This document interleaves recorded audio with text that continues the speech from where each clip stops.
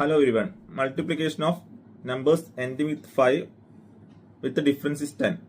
25 into 35. Procedure square minus 1, 75. That's procedure. 3 square minus 1, 3 square 9, 9 minus 1, 8, 8, 75.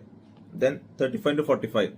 4 square 16, 16 minus 1, 15, 15, 75. Then 65 into 75.